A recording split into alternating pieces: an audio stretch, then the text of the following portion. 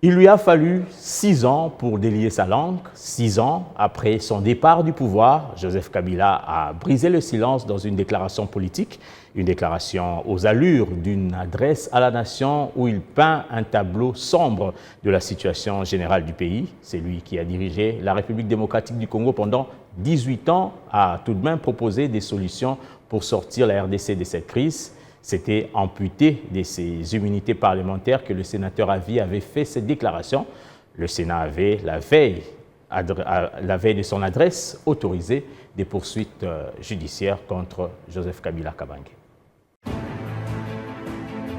Un ancien président visé, un symbole de l'ancien régime rattrapé par des poursuites judiciaires, la République démocratique du Congo vit peut-être un tournant historique. S'agissant du caractère direct ou indirect de l'entretien de M. Corneille Nangaa et de la crédibilité du témoin, l'auditeur général a précisé que le témoin, M. Éric Nkouba, cofondateur de l'AFC, a assisté en personne à l'échange téléphonique entre le sénateur Avi et Corneille Nangaa à Kampala. Son témoignage a été jugé crédible et constant, notamment car recueilli également par la Cour pénale.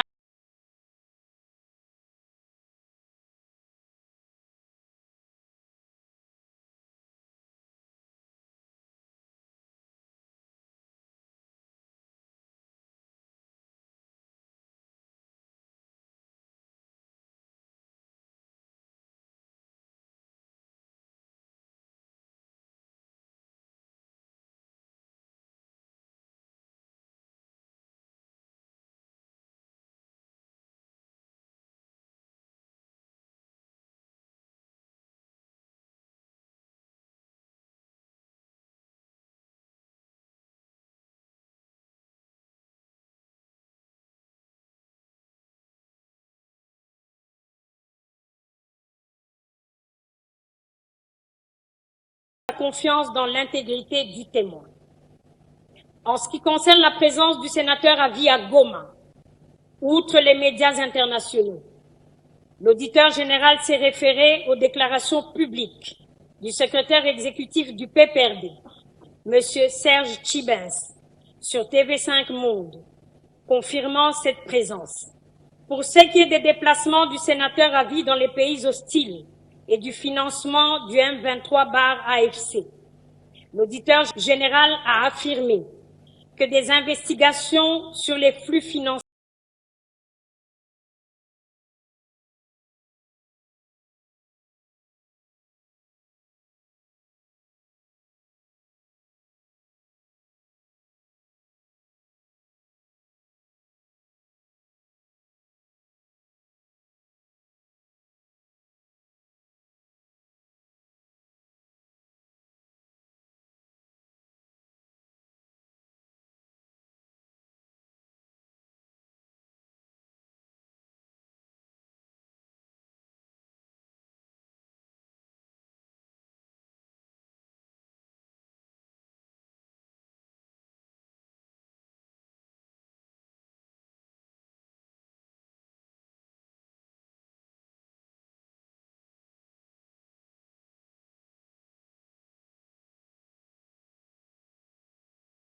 fait peur en réalité, parce qu'il est innocent dans tout ça, même toutes ces affabulations sur son entrée à Goma.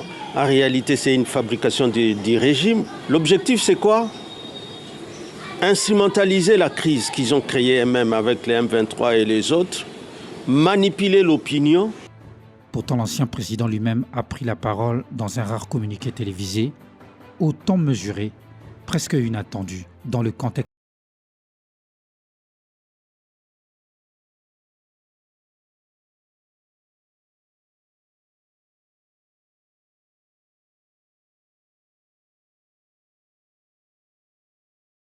Fin et la démocratie, tout comme la bonne gouvernance économique et sociale, doivent être restaurées.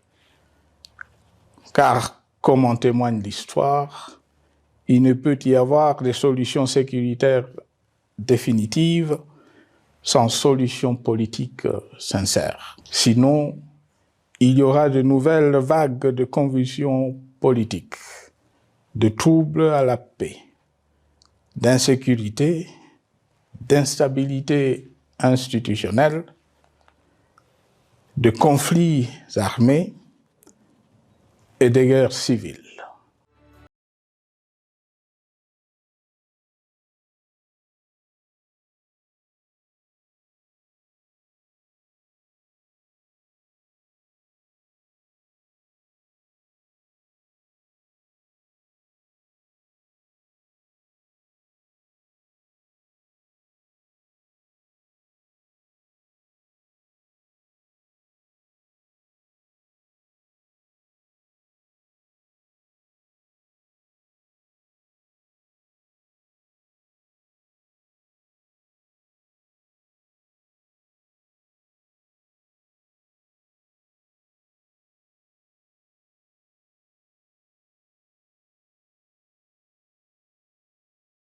La crise qui déchire notre pays est donc profonde et multidimensionnelle. Sa solution doit être nécessairement globale. Toute autre approche n'a donc aucune chance de conduire à une paix durable. Le Congo est intemporel. Il n'appartient pas à tel ou tel régime politique. Ce dernier étant par définition rotatif et donc passager en démocratie. Il appartient plutôt au peuple congolais dans sa grande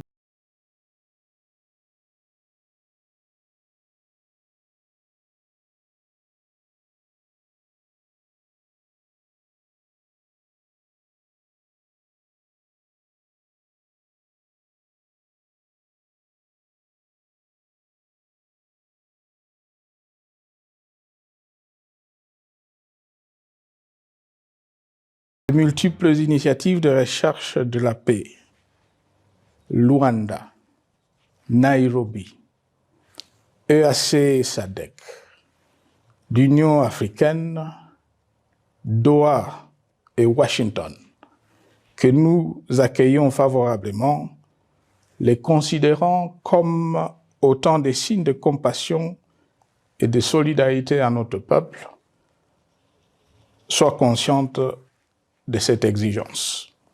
De saluer la démarche des évêques de la CENCO et de l'ECC, qui a le mérite de n'exclure du débat aucun sujet, ni aucun de nos compatriotes. Cette initiative conjointe des Églises mérite le soutien et, si nécessaire, des enrichissements de la part de notre peuple.